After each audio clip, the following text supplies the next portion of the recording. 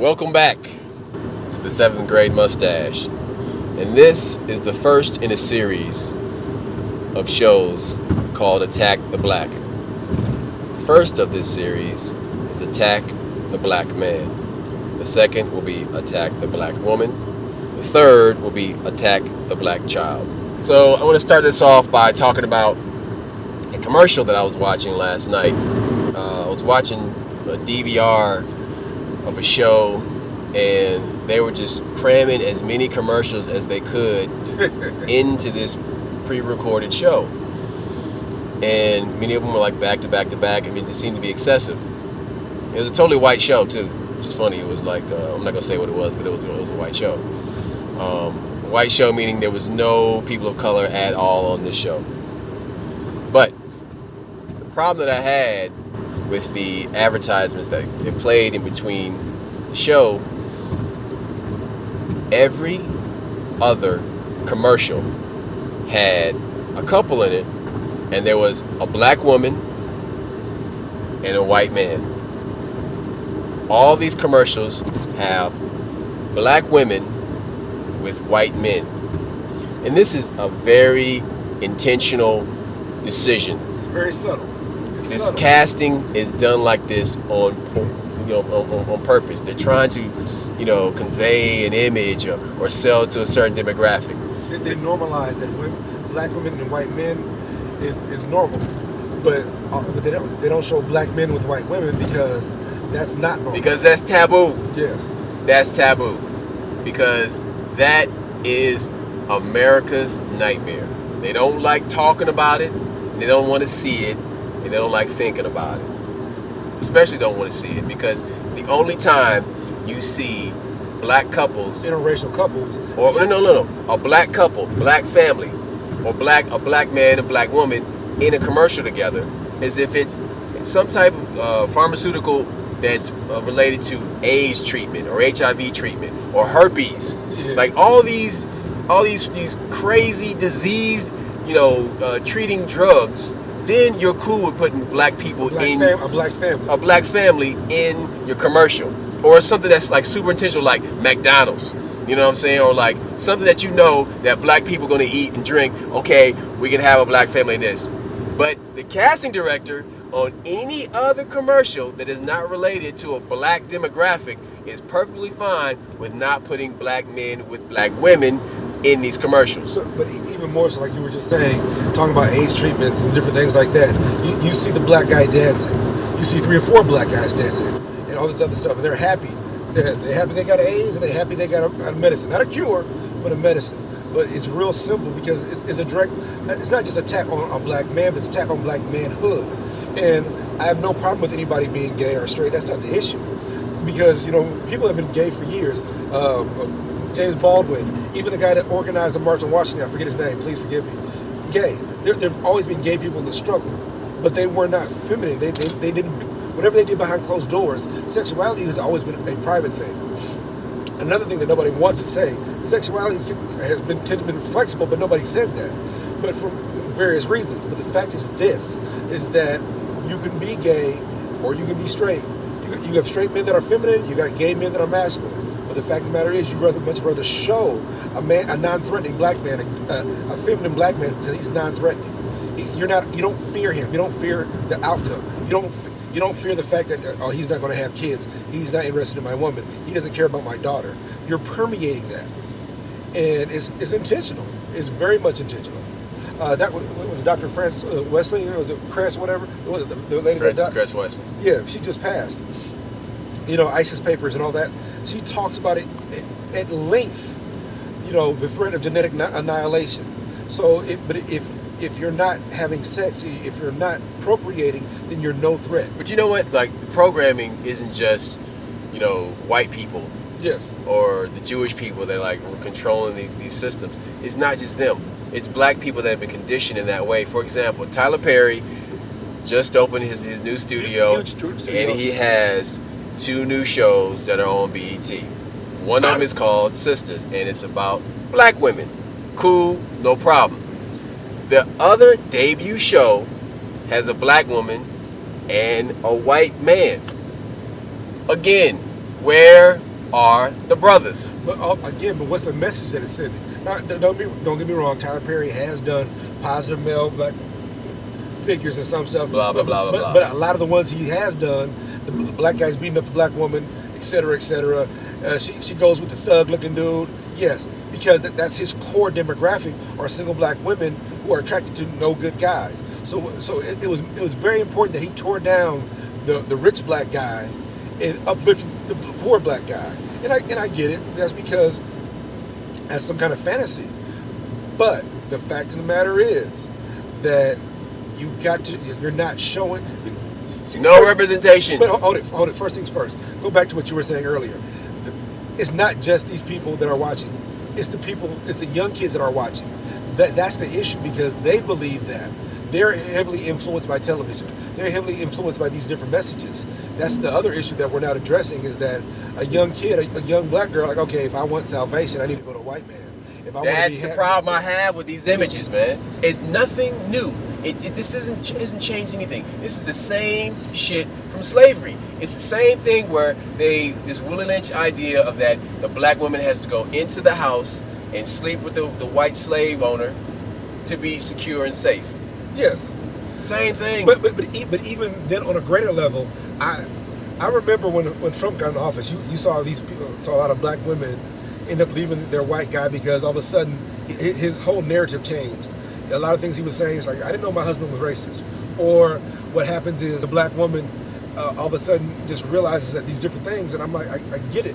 But the black woman was convinced, excuse me, let me go back. I've known black women that were with black men first, and they used to drive that black man crazy. They treated him like crap, checked him everywhere he went. Then they get with a white man, and they're docile. That's from programming. That's programming that if you yes, a black man is no good, you need to cuss him out. You got to keep that nigga in line. But when they get with a white man, like, oh, he's superior, he takes business. Then white men cheating too. White men is cheating on you just like the black man. They just put the white man on the pedestal. Yes, they put and they're much more docile and submissive, and that's part of the training. When you see these TV shows, when you see these commercials, don't think it's not affecting our young children. So now this black girl doesn't want a black man because he can't give her anything. He can't give her security. And another thing, again, this is about the attack on the black man. We love Martin Luther King. We love to talk about silent protest and everything else. But the fact of the matter is, a lot of black men lose their rights for weapons. So how can you possibly protect a black woman? If you did have a black woman, how can you protect her? How can you protect your children? Because you've lost your right to bear arms because of a felony or things like that. So don't submit to that stuff. You can get your ability to get arms back. It takes a lot of petitioning. It takes a lot of work. But that's one of the documentaries I'm working on with a friend of mine. We'll discuss that later. But you got to understand that it's important. Part of being a man, part of being a father, is providing and protecting your family. And whether you have children or not, it's not important. But even if you're the head of the household, you should be able to protect your woman. You should be able to provide for your woman. That is modern manhood. That's what it's about. And don't get me wrong, it's not about beating or conforming or manipulating and things like that. You do that out of insecurity. But if you're secure, and again, the reason a lot of our children become adults who are insecure is because of these messages that you receive from television. It starts with cartoons. Hell, we saw Bugs Bunny. We saw the black natives in the pot with the bone in his nose. We seen that shit. And so you believe, but you don't see the black man in the skyscraper. Hell, Tom and Jerry. You saw the white people in the house, but you saw the mammy in the house too. So that affects our children. It's been affecting us for years, and you don't believe in yourself. So of course, that is a direct attack on Listen, black. Man, a lot of the problem stems from the fact that people that are creating these shows or writing these shows they can't connect with black people.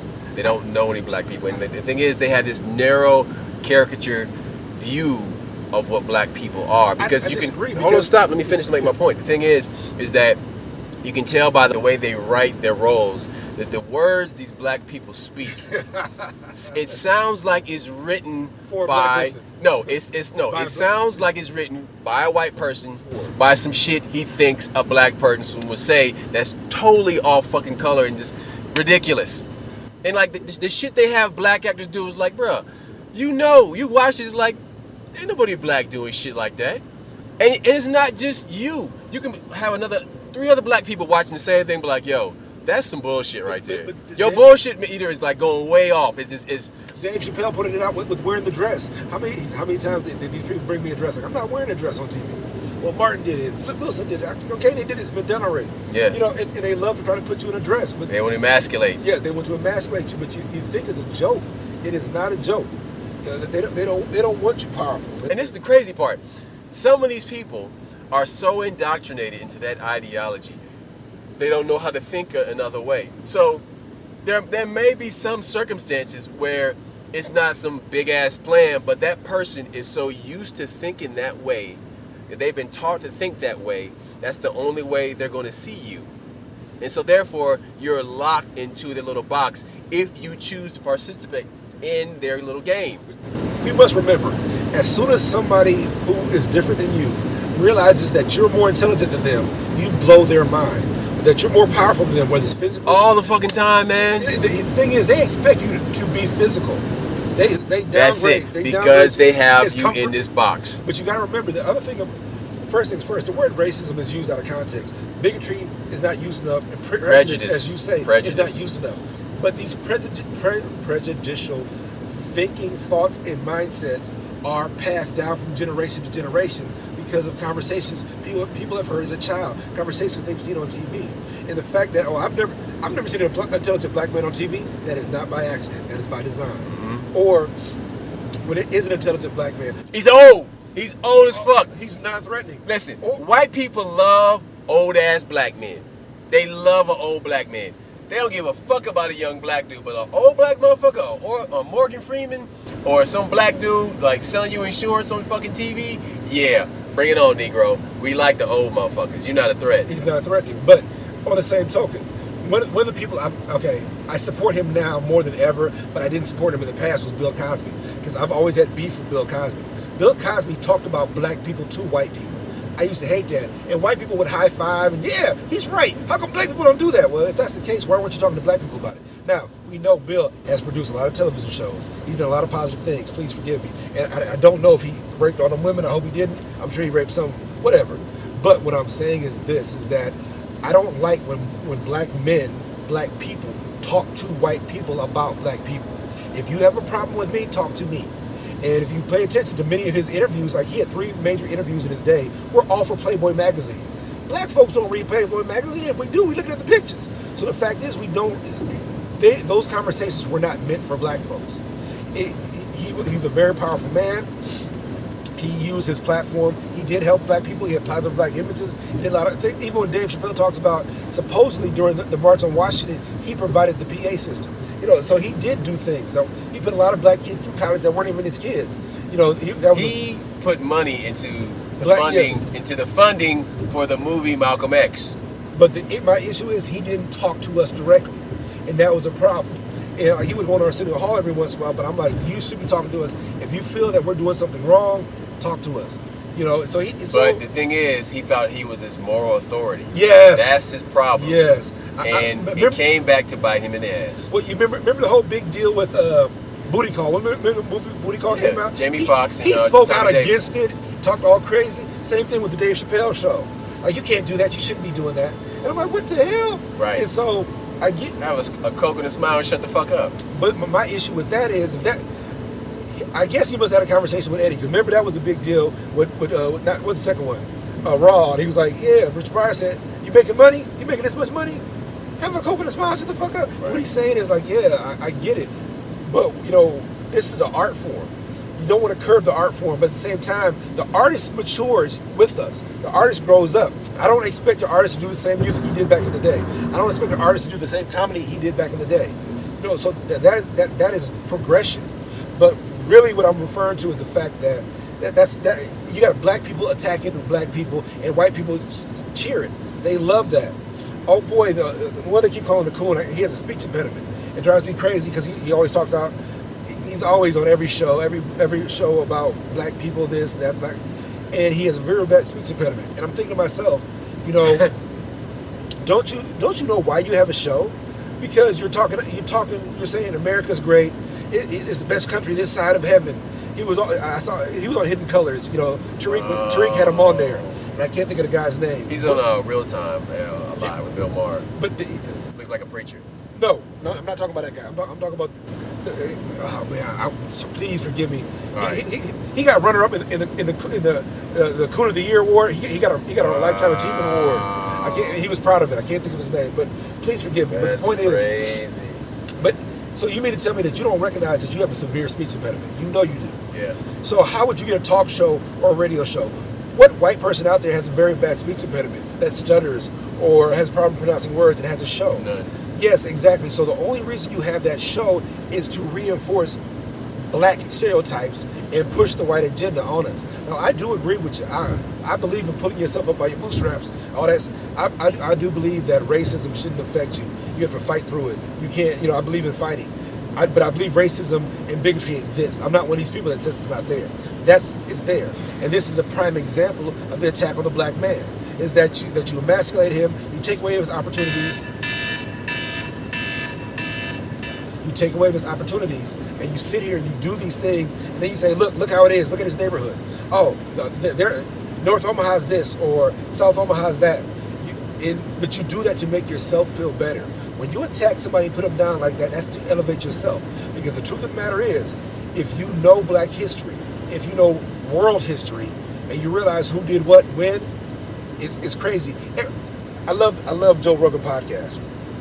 I love watching shows on History Channel. I love these shows where he had those guys on talking about Egypt, this, that, and other.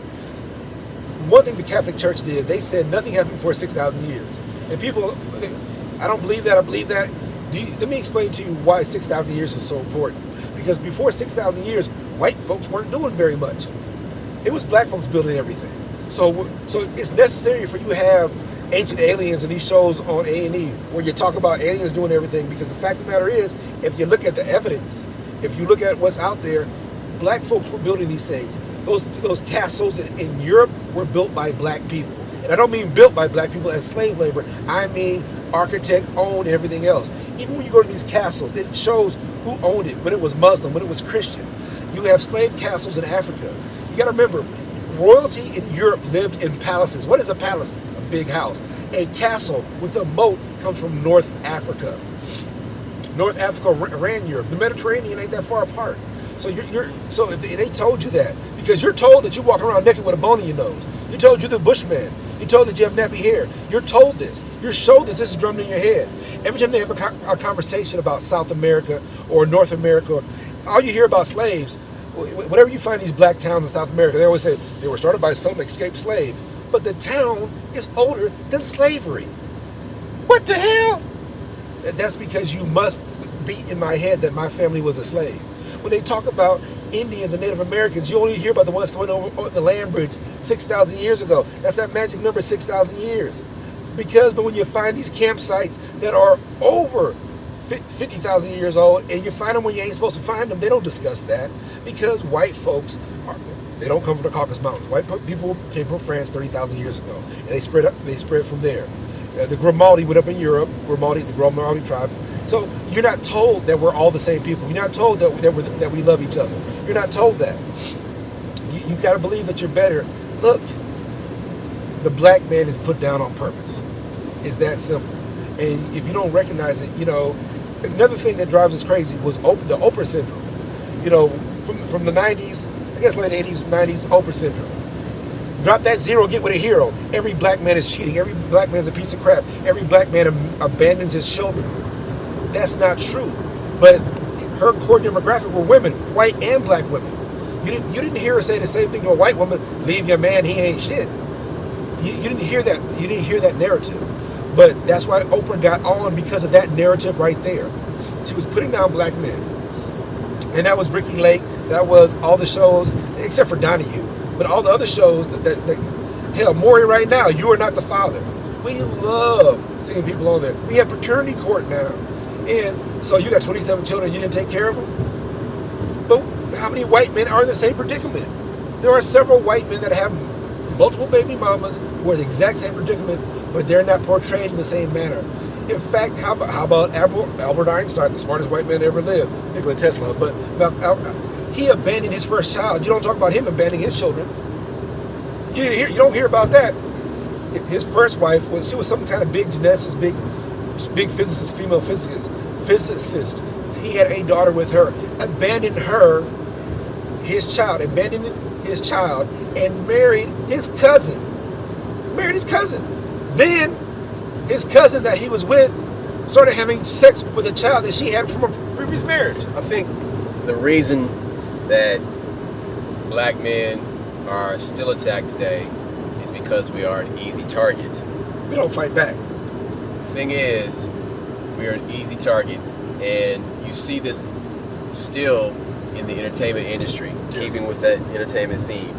You see it especially in music, and a lot of it has to do with the perpetual adolescence, the state that they want to keep young black people in. The state of black music remains in a state of perpetual adolescence, keeping you thinking like a young person, behaving like a young person. That's deep. That's very deep.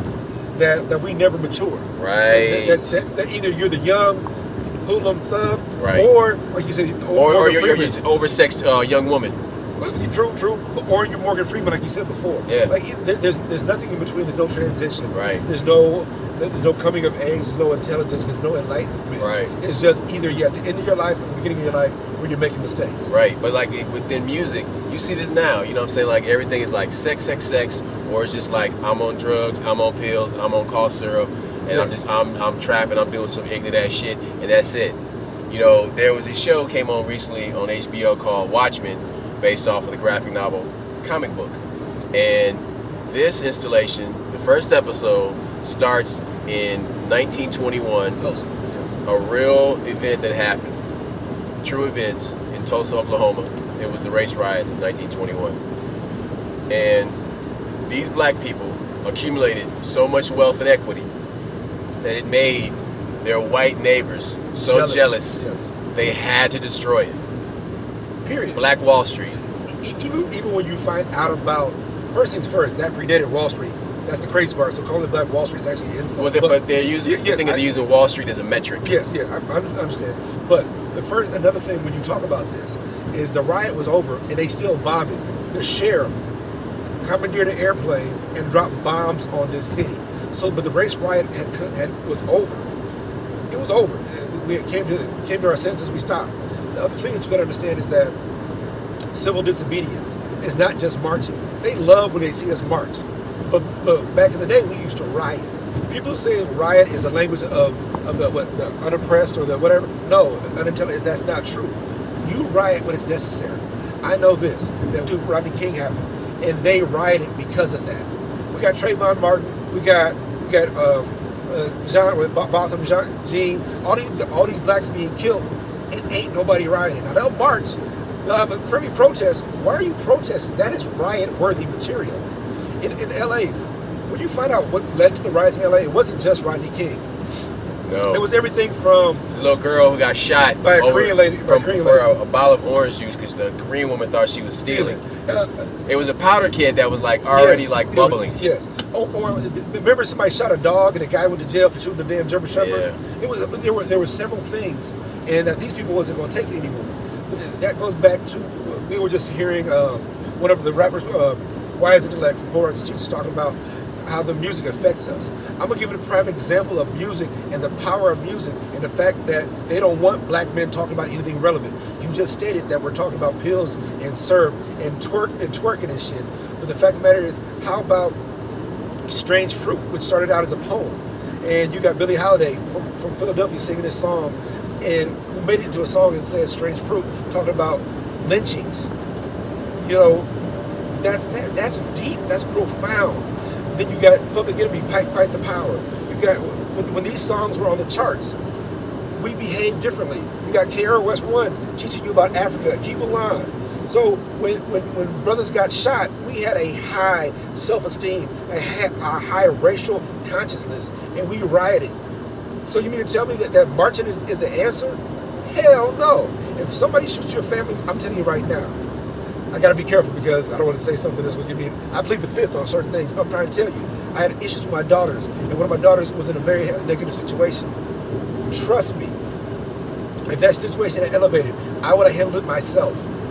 You don't understand. That's how it's supposed to be. These people going to court, they shouldn't be making it to court. There's no way that a guy should kill or molest a bunch of children and make it 26 kids. You shouldn't be making it to court. Where the hell's the family at? But that's what happens when you remove the black man from the household. That his principle, his protection is going to be removed. He's lost his right to making them easier to manipulate and separate. You can manipulate them and then separate them. Yes. And they become lambs to the slaughter, man. Like the woman, you start with the woman because what you teach her is how you indoctrinate her, how you like put her into like the type of like mindset that allows for further disruption. Because then she's going to teach these kids in such a way that causes like she's going to teach them how to abandon themselves, and to abandon the things that they want and how not to.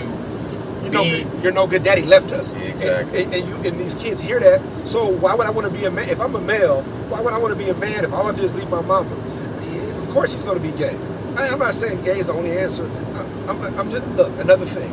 There's a thing that we always hear. That's a direct attack on a black man from black people, from white people. Can't no black woman raise no black man. That is bull feathers, and I'm going to tell you why. Because you never hear that on the white side. You never hear a white woman can't raise no man. That's true. You don't hear that. You don't hear that. You don't hear Chinese women can't raise no man. You never hear it. But you hear it on the black side. No, because they're known for being tiger moms. Yes. Asian overbearing Asian mothers are known as being tiger moms. Yes. So they have a reputation for being that way. Yes. And so that tells you that that's not true. Look, I was raised by my mom. Dad was around. But my mother held me accountable, beat my ass, told me this is what a man's supposed to do. This is how you're supposed to act.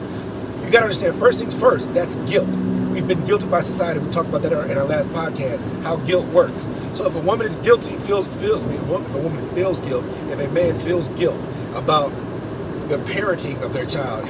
I feel bad because I can't afford these Jordans. I feel bad because I picked the wrong man. I feel bad because I have multiple baby daddies. I feel bad because, and then you can't hold your child accountable because you feel guilty because you know you made a mistake. First things first, your kids don't need to know your mistakes. Your kids should not know your shortcomings.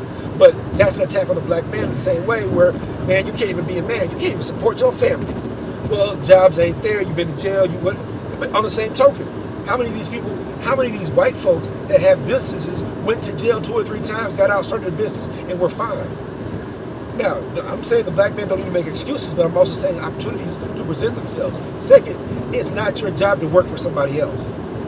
That is you are believed that if you didn't go to college, we were fed that bullshit in the 80s.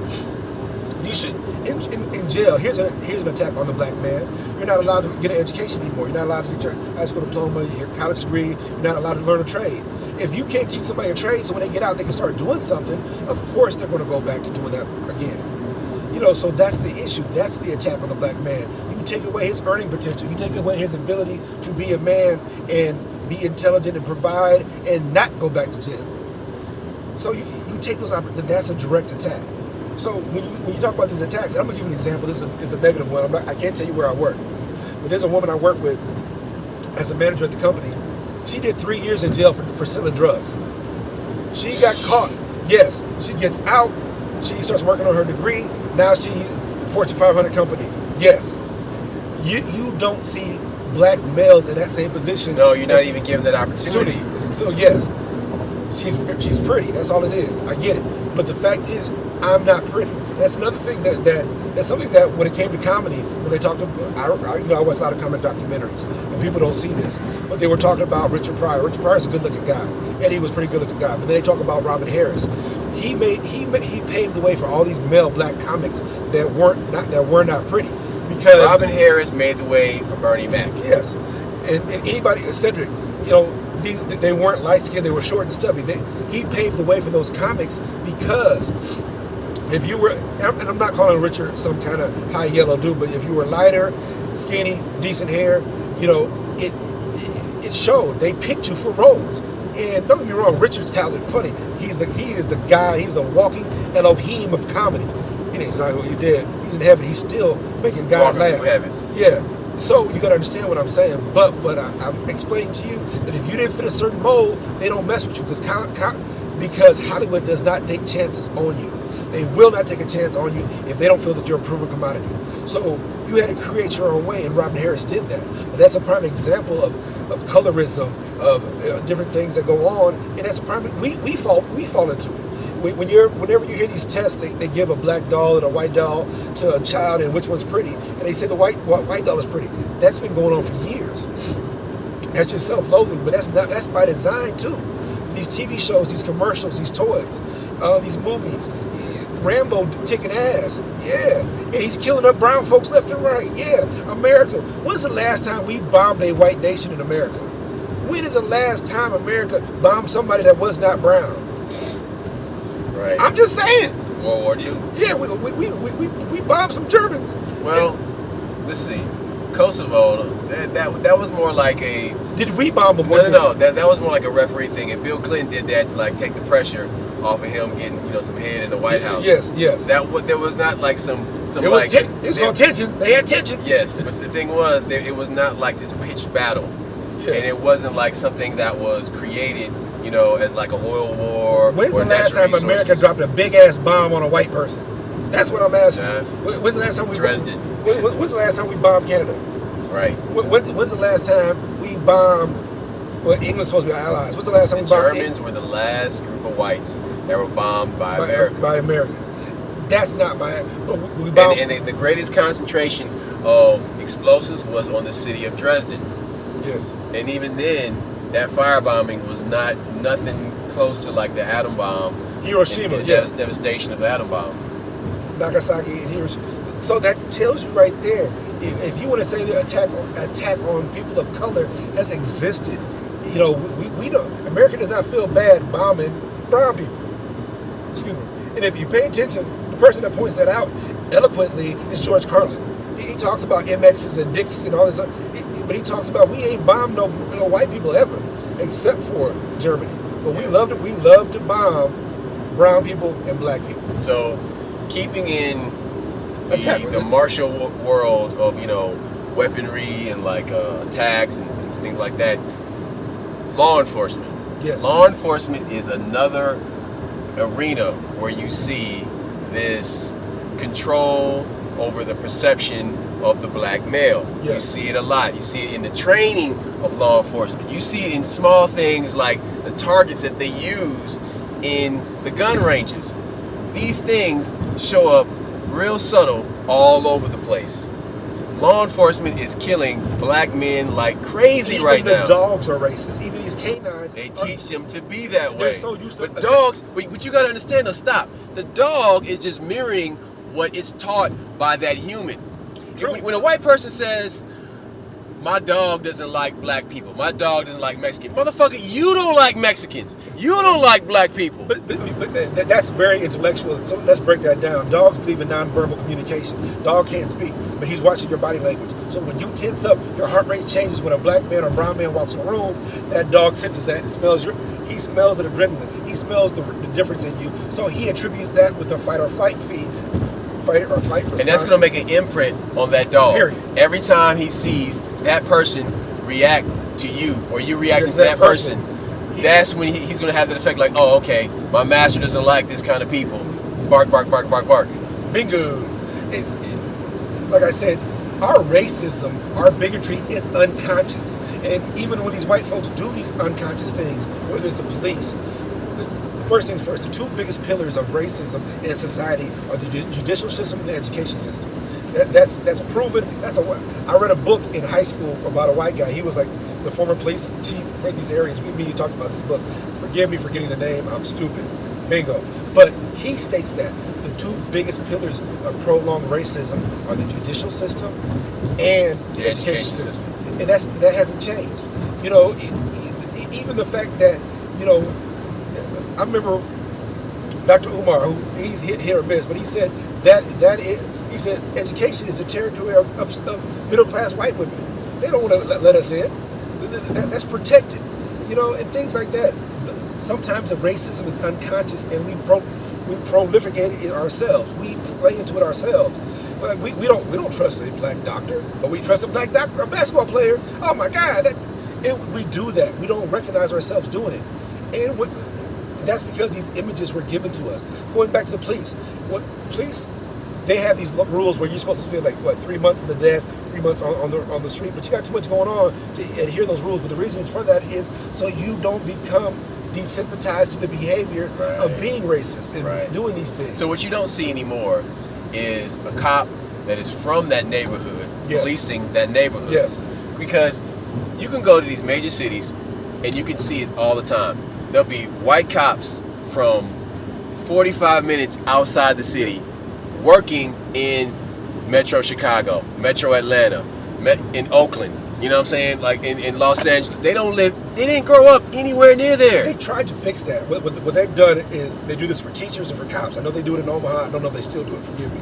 But if you live in the area that you work in, they will pay half your mortgage. You get, like, teachers that live in North Omaha and teach in North Omaha, half their mortgage is paid. Cops that police North Omaha and live in North Omaha, half their mortgage is paid. But some of these cops, what they did was they get a house and they don't live there. Half the mortgage is paid, they pay it off, and they sell it and rent it out. But that was done by choice to make you so you're living with the police, people that you're policing. That's what's important. And so I still see it in Atlanta. But it's crazy because you'll see a white cop in a black neighborhood, and it's like, oh, yeah, you live here, damn son, you got balls. Yeah. But they're trying to fix it financially in these different ways. But still, the fact is that when you saw these laws that came up under Clinton where, crack cocaine got a longer sentence than powder cocaine, that's institutionalized racism. Okay, but let me speak to that exactly, because what we're talking about here is the value of life. Yes. The value you're putting on lives. So you're saying that the drug of choice for white people has greater value, right? Which means those white lives are worth more. But when it comes to lives of black people, and this freebase cocaine has a stronger penalty attached to it, right?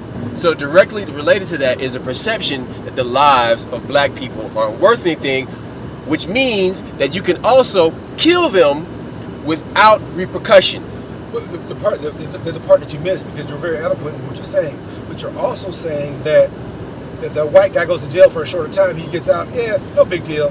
He'll figure it out. He'll get back on his feet. You're giving him an opportunity to fix himself. So now all of a sudden when you got these white guys doing these seminars and yes, I made it out. Yes, I used to snort cocaine. I still do, but I made it out.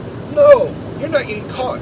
Or your penalty is 6 months. When you are a drug addict or a drug dealer and you black and you go into the system and you come out, you are a janitor for the rest of America. And I mean that metaphorically and literally, because the janitor is pretty much the only fucking job you can get. And two, that's how they see you, as a peon, yes, as an underling.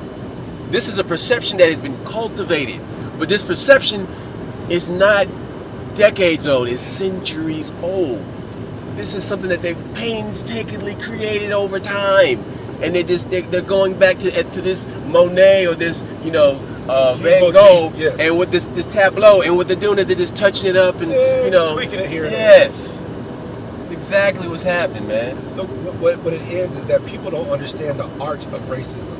And the thing is this: I remember a white guy who used to work with me. He doesn't work there anymore, and he was talking to me about it. And I'm like, look, you went to a very prestigious high school, and you got this job because of your father. I went to high school, went to college, graduated. Public school, and that shows the value. I'm fucking sitting across from you. Yes, in the same job. We're equal, but you have less qualifications. Your dad got you here.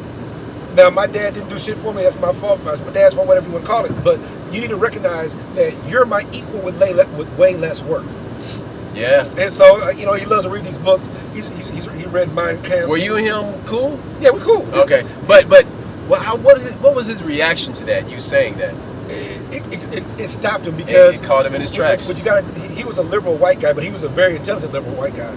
He read a lot. And the thing is, he's reading and he's trying to apply that knowledge to this situation. And not every situation belongs to that. And so I'm like, look, how about this? If you want to prove you're my equal, give back everything you got from racism. You understand? Give back everything. Every time you didn't, he smoked a lot of weed in high school. Every time you didn't get arrested, every time they didn't pull your car over, every time that you got a job with a resume that's inferior to mine, get that back. then tell me how it's equal, or how you're my equal, and this, that, and that. No, God didn't make people equal. I wish He had, but the fact is, because God made certain people superior, it's necessary for other people to put barriers in front of you, and tearing me down is a barrier.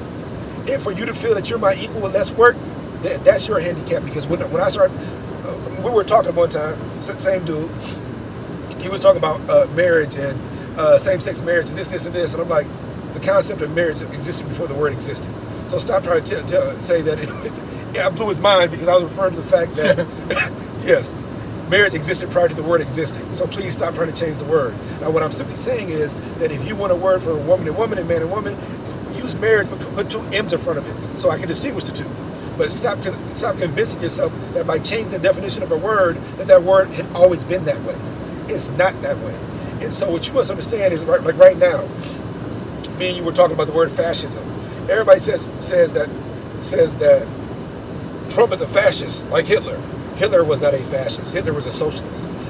Mussolini was a fascist. Excuse me. Mussolini was a fascist. Same thing with Hillary. Hillary telling you how to live, that's fascism. When people tell you what's right and wrong and how you should think, that is fascism. And they are telling people how to think about the way they see a black man. Yes, that is fascism. And the thing is that we bought into it also. So you got to understand that we use words out of context all the time.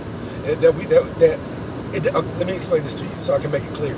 It doesn't matter who tells the lie, it's still a lie. It doesn't matter when the pastor tells you a lie, it's a lie. It doesn't matter when the president tells you a lie, it's a lie. Lying is wrong. Now, I do understand that in this society, we care more about feelings. And you got more and more black men worried about their feelings than worried about their actual well-being.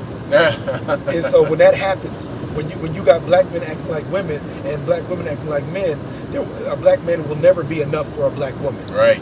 And with that being said, don't get me wrong, I walk into any room and I own it. I am an arrogant, you can call me an arrogant nigga if you want, I don't give a damn, because you don't define me. I define me. You know, I got beat for not holding my head up. I got beat for certain things that you wouldn't believe. And you know what? That's because my mother told me this. Either I beat you now, make a man out of you, or society will beat you and you'll be his bitch. People don't understand that. Real dog. So, message! So, nobody wants to understand that. You look, black man, stand up. If you don't stand up, they will step on you and build this society on you.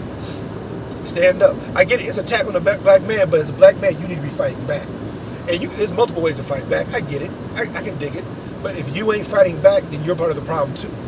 The pussification of the black man, pussification of society. Oh, my feelings. Yes, feelings do matter. But that's like right now. Do you know the problem going on with black folks? Democratic Party, I love it. Harp on that. Barack. You know why Barack made people feel so good? He loves to talk about the problems you got, but he ain't talking about fixing them. It's called benign neglect. You got to remember that shit came out in the 60s after the riots in the shit of the 60s and 70s. They implemented it's called benign neglect. That is the official government statement when dealing with black folks' issues. So when you got a few people that actually talk about it, acknowledge, hey man, you guys, that was racist. You've been discriminated against. But they ain't talking about fixing it.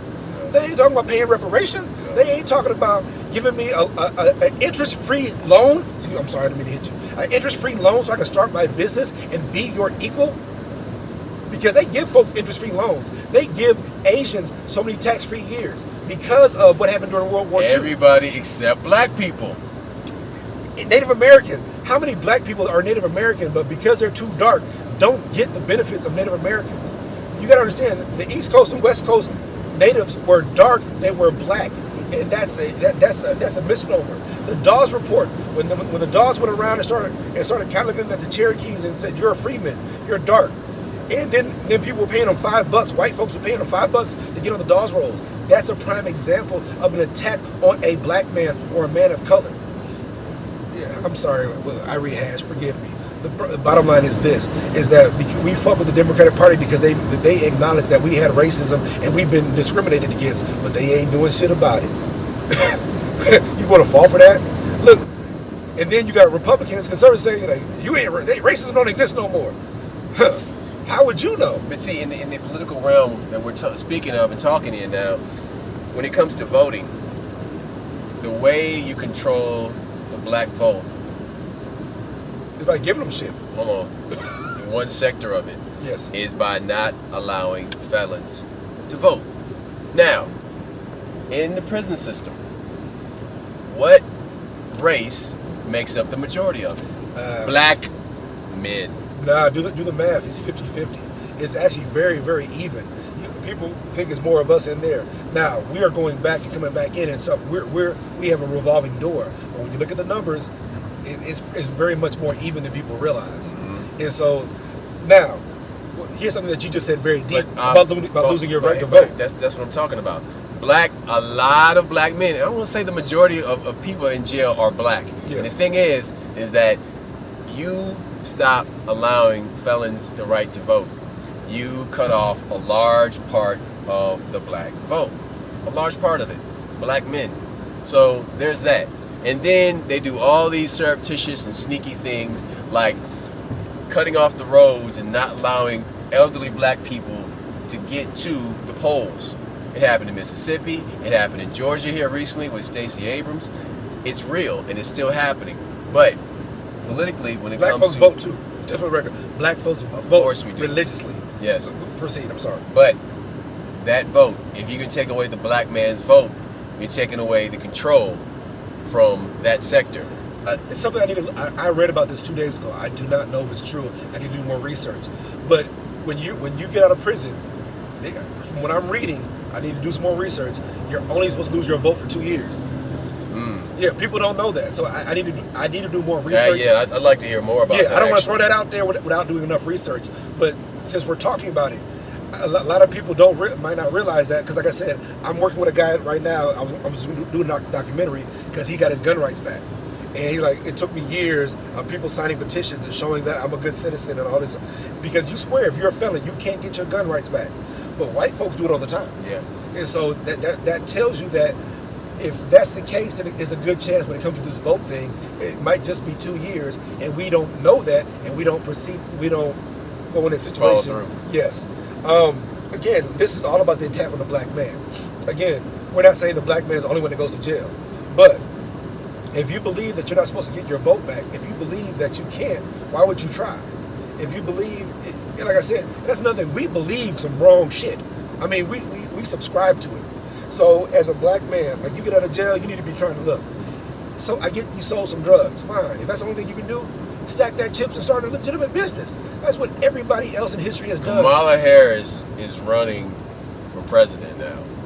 She is the top cop in California for a long time.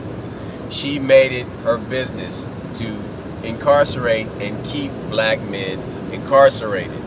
And now here it is, she wants to be all pro-black and try and hide all this stuff that she did in past. The hell with all that. Like, your drawers is dirty. Like, we know who you are and what you're about. And people like that, black and white, are still out there working to get laws on the books, keep them in the books, to keep black men incarcerated. And that's politics. But you know what did Dr. Claude say? He's the one that talks about financial unity with black folks. He said, look, whenever we get these people who do these transgressions to us, you need to run them out the hood, or he didn't want to say kill, but he said, I know whenever a Mexican does something wrong, Mexicans deal with them. Whenever a white Italian, you get dealt with. You get dealt with, and you don't hear about them no more. Now, here's my problem with the hood. We will attack and kill a snitch, but we will not attack and kill a house nigga. How does that work? Yeah. We do not attack and kill the one who compromised us. We don't attack and kill them. True. Very true. Now, I am not condoning killing anyone. Wink, wink on the mic. But what I'm explaining to you is that if you do not deal with the ones causing your problem, you got a problem. When they talk about the Haitian Revolution, they deal with the collaborators first. Before you started killing white folks, before you put up a fight, they killed the collaborators first. So we got collaborators in the hood right now that need to be dealt with. In our neighborhoods, in our suburbs, in our rich neighborhoods, whatever you want to call them, we have collaborators. And until you deal with those collaborators, then you got a serious problem, because they're going to run back. Now, again, attack on we don't want to get off the subject, but attack on the black man, excuse me. I'll give it a prime example. Brother Steve Coakley talked about the Boule. Boule is a secret society that is of black people. They're Kappa's alpha. Bourgeois Negroes. Yes. Is a spin-off of the Skull and Bones fraternity. The black version. Secret society. A black secret society. Now, Boule is a French word meaning advisor to the king. Now, people keep telling you Boule doesn't exist. I'll give you an example where I'm talking with a dear friend of ours. He's an idiot. So I'm talking with a friend of ours. And first things first, the first time I heard about Boule was Steve Coakley. And I gave this tape to a good brother of ours, Mr. Lawaru. And he never gave my tape back. So if you hear this, I want my tape back. You're coming for that goddamn tape. It doesn't exist anymore. I talked to him about it. And he talks about Boule and their placement in every major city in America that has black people. You have a Boule. And I was talking to another friend of ours. And he tells me that one time there were all these black people showed up at the Malcolm X Foundation, and you had city councilmen, you had a congressman, you had all these different people from Nebraska and Omaha, business leaders, maybe 15 of them. A couple were lawyers, and they were all arguing about what we should do about the black community. And one guy said, that guy's a snitch, we can't talk in front of him, and that nigga's this, and that nigga's, and they argued the whole time. And our friend, Mr. Lawaru, he just simply went outside, he was cutting the grass, working on the air conditioning at the Malcolm X Foundation, because he runs it. And I was talking to him about that. I said, somebody told me about it, but he didn't invite me to it. And I said, every time I turn around, people tell me conspiracies don't exist and the Boule doesn't exist. That was Boule. Whether they were from the tippy top, but that was Boule. Whether it's DC, Omaha, Chicago, LA, don't matter. Our homeboy, Mr. Lawaru, paused, stroked his chin and said, I was there and I know exactly what day you're talking about, man. He told me to my face, I know what, I said, look, so when I sit here and tell people that the Boule exists, or we make it up ourselves, or that's how they're real. That's how bad racism is, that we would gather ourselves in such a manner and do the white man's bidding unintentionally. Because they were saying that black people weren't smart enough to rule themselves. That was part of the conversation also. That's what people are telling me.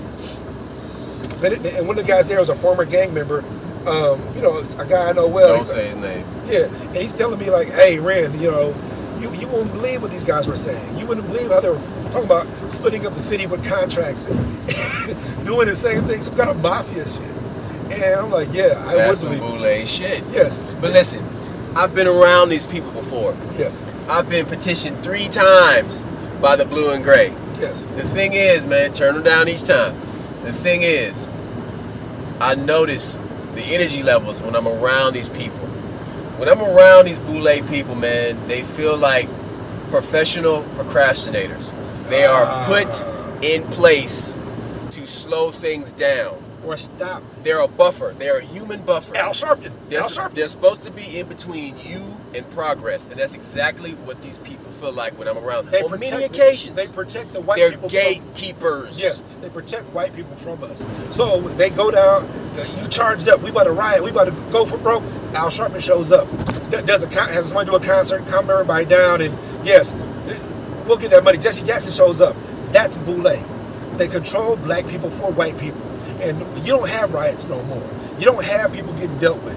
If a white cop kills a black kid and he shoots him in the back 15 times. So let's talk about that. Hold it. And the kid has an ice cream cone. How come he made it home safe? Right. Because that's what you hear black cops always say. Well, we want them to make it home safe. Why can't I make it home safe? Right. Why is it not important for a black child to make it home safe? Now, please forgive me when I say this. Cops have a hard job and a dangerous job, and I do not want them getting injured at work. But they took on that job. If you're a cool cop, if you're a cool asshole cop. Listen to me. Being born black should not be a death sentence. Everybody dies, but I should not die because I'm black. I should die because of my time. I should die not because of my health. I should not die because y'all feed me bullshit. I should not die because of that. I should die because God called me home. Elohim said, son, I need you here. Not because some cop gets nervous. It's not because somebody wants to be a badass, because that's another thing. Nobody wants to admit these cops be shooting niggas up because they want to be badasses and have war stories. Man, I shot 3 niggas the other day. That Boule Negro is part of the system that attacks the black man. Oh, yes. His indoctrination, his teachings, everything that has molded him to create him to who he is he's part of the system that oppresses and attacks the black man. Also, he tells you that you can't do what he does. you want to be like me, but you can't do what I do. You do as I say, not as I do. Silly Negro. And that black people hold black people back too. Don't get me wrong. But holding up white principles, white morals, and holding them over your head and saying, hey, you can't do this. To lift yourself up. Yes. You can't reach this. You can't reach this. You know, playing keep away from the black man, that is also an attack on the black man. So like I said, it's many faceted. This is not just a one conversation thing. When we're talking about the black man, we're talking about how his child sees him, and his child doesn't look up to him. You know, we talk about TV shows, and I remember the only TV show that ever attacked the father was Married with Children. But all the other TV shows, even sometimes Cosby Show, made Cliff look like he was a joke. Not all the time. Cliff still ran that house. But when you look at Family Matters, when you look at all these other shows where the black father was always the butt of the joke. Yeah. Except for Married with Children. Yeah. Even when you look at Roseanne, you know, I can't think of his name, forgive me. But Goodman. I know. I'm talking about the name of the show. John Goodman. He ran the house. Yeah. Roseanne still came to him. You don't see the white shows attacking the male principal in the house the same way. So, like I said, when you talk about these black shows, all these black shows with families, the dad was above the joke. Yeah. So yeah. He was almost like he was treated like some just bumbling idiot every time. With the exception of Good Times. Now we need to talk about Esther Roll. Hold it, stop. No. Wait. We'll get to that. The thing is, God bless Esther Roll. Yes. Because she told Norman Lear she was not going to do that show unless their children had a father. She is the reason that the character of James Evans existed. God bless her. Right? And he was a strong black man on a show in the 70s. And he whooped ass. Yes. Inside and outside the home. Yes. Look, I'll tell you another strong black man that nobody wants to say. Joe Jackson. Oh, that's a tricky one. Go ahead. Look, he whipped them children into shape. We wouldn't have had the King of Pop if it wasn't for Michael Jackson's daddy. Yeah. They wouldn't have what they had. Now, don't get me wrong. Towards the end, he was a piece of crap. I get it. But what I'm saying is that even in the movie, the Jacksons, they showed him as a strong father. It's not what y'all wanted to hear. It's probably so strong, probably broke Michael. But yeah. But the fact is this. Killed more of them too. Yeah. And so, but that's the whole thing, is that man ran that house. Poor or whatever, he provided, he ran that house, he made y'all learn instruments. He gave them a future. He made them performers. He made them stars. So I get it. He wasn't perfect. I mean, no, he's a piece of shit, but you know. But not in his house. Not with his kids. Now he cheated on his wife. See, that's what I'm saying. He's a piece of shit. But when it came to them kids, he made sure that they were the greatest that they could ever be. So when you talk about this stuff, people don't want to talk about that. I mean, they love to talk about how bad he was, but they don't talk about how good he was. And like I said, you got these compromisers, and you got black colonizers. You got all these people that adhere to the white rule. And like I said, Al Sharpton is a prime example. Nobody wants to say that Al really ain't did shit for black folks. You know, going back to Tawana Brawley and come to find out that she wasn't raped and all this other. Yeah, but he couldn't wait to jump out there. And as soon as he got his card, his boule card, he changed up. In sports is another arena where you see the manipulation of the perception of the black man. Black masculinity, yes. Black masculinity as well. The thing is, though, one bright example is the NFL. Yes. Because in the NFL, you have all the speed and the power and the aggression of black masculinity on center stage for everybody to see. And everybody just gobbling up. They love it. It's great. But can't own a team. You can be a coach. It took us a while to get into that coaching position. A long time. Yeah, to be a quarterback. Yeah, well, that happened before the coaching. No, pay attention. I have paid attention. I forgot watch football. What I'm saying is... No, that's not what I mean. I'm saying pay attention. Listen, the thing is... I got you. But what I'm saying, dude, is that quarterback was... Warren Moon was a fucking quarterback before there was a black coach. It's a perfect example of how, like, this is the last stronghold of, like, white power writ large. Yes. You know what I mean? And the manipulation of the black male. It is the greatest, like, example of this holdover from the slave owner. Yeah. You know what I'm saying? The slave master and the overseer and the house Negroes and the field Negroes, man. That black man who's playing football can physically beat the shit out of that owner at any time. Mm-hmm. But that owner has power over that black man, and they wield it. Look, I don't want to bring this up because it's cliche. The whole taking the knee part. I'm not going to say, I don't want to talk about the other guy, the guy that's known for it. But taking the knee affected everybody. And that my issue with that, because I got issues with that because I don't know how legitimate it was, and being back. Yeah, but see, people that are against it are way too butthurt against the shit. Yeah. So you mean to tell me that first things first, it wasn't even his idea. It was a soldier that gave him the idea. It was a soldier who gave him the idea. He was sitting. He's like, don't sit, do this. So that tells you it's not about the truth. It is not, it was not about the truth. It's about why is that nigger taking a knee during the freaking American African? That's even more submissive than fucking standing. Yes. So that tells you you can't bow enough. Never let the truth get in the way of a good story. What the problem is because it was his idea, and the white man didn't approve it. That's all it is. That's it. And so when you see the NFL and you see these physically superior men, black and white, but these superior men, and you see these owners who wield their power, because you got owners of other races, but you don't have black ownership. You got owners of other races. Oh boy, that owns the Jacksonville Jaguars, or is it Carolina, the one he just got a black news network. I can't think of his name. Please forgive me. And so you have owners of other races, but you don't have black ownership. Now you got black ownership in the NBA. You got black ownership in the Major League Baseball, but you ain't got black ownership in the NFL. No.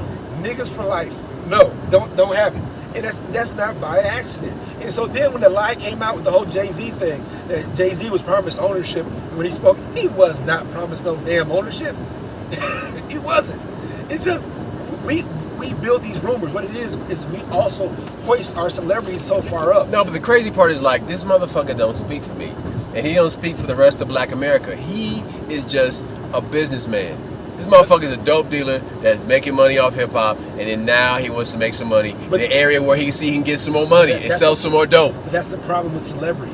We worship celebrity. Now, old boy pointed it out the best. And again, when I refer to people, I can't remember the names. That's why I don't want you. I love to give people credit when the idea came from somebody else. And Duke pointed out, he said, how come whenever the NFL had a problem with gay people, they went to some gay organization and they talked to them and they did commercials or whatever. How come the NFL, when they had a problem with women, they went to women's groups? But how come the NFL had a problem with black folks, they ain't go to the NAACP, they went to one nigga celebrity? Yep. That's how they do. They find one nigga to talk out. They don't go because they don't want to give. He ain't even play football. They don't want to give black organizations power anymore, because when they had power, we got results. When the black church had power, you got results. Do you realize the black church funded most of these movements in the 60s and 70s? The black middle class funded those. So what do you do to stop it from happening? You eliminate the black middle class. You eliminate the black church and give the black church government money so they won't speak out. You eliminate the black family by taking the black man out the home. You eliminate it by giving, when you give food stamps, you can't have the black man in the house. You can't know who the father is. If the father's in the house, you don't get benefits. That is the attack on the black man, but it's also an attack on the black middle class, which eliminated our ability to actually fight racism. Because after the 50s and 60s, that's when we held this country accountable. We held the Constitution up in its face and said, you're going to give it to us the way it's supposed to be given to us. And what people don't realize is that's because you had, let me ask you something. You had white soul singers. You had Michael McDonald. You had the Beatles. You had all these. You had white folks doing what black folks did, and you had black folks doing what white folks did. You had black professors and doctorates. You had Huey P. Newton getting his doctorate. You had all these. You had superior black folks holding everybody accountable, and you had white folks learning from it and being that way, and you had us learning from them, and we were equal. You had just as many. You had Casey and the Sunshine Band. You had the Funky White Band. What I'm trying to make is that white folks had opened up, and they were in touch with their melody. They were in touch with their soul and their spirit. You had black folks understanding the Constitution and how it was applied. We held them accountable. That's when America was great. That's when America lived up to its promise, when we held them accountable. Not when because they wasn't giving us shit. Now we can't do that because me and you. Stay tuned for our next podcast, the death of the civics class. Because what's going to happen? What happens? What you realize is they remove world history and civics, and even world history lying the way it did. You have history books in Texas that calls us what did it call black folks? Unintentional immigrants or some shit like that. They call us involuntary immigration instead of calling you a slave because they're whitewashing history. They're changing history. And in that rewriting of history, the image of the black man is at stake, and so it is therefore important that discussions like this happen amongst you and I and other people out there, because by speaking about it and acting on it and making this awareness spread, we fight back and let the world know, hey, you're not going to tread on me. You're not going to change this. You're not going to change the image of me. You're not going to change the history of me. That's my property. That's the problem. You can't just talk about it, though. No, but what I'm saying is it starts with a conversation. Yeah. And with conversations, then you have plans. And with plans, you then enact plans. And then shit gets done that way. And that is how it comes about. Peace.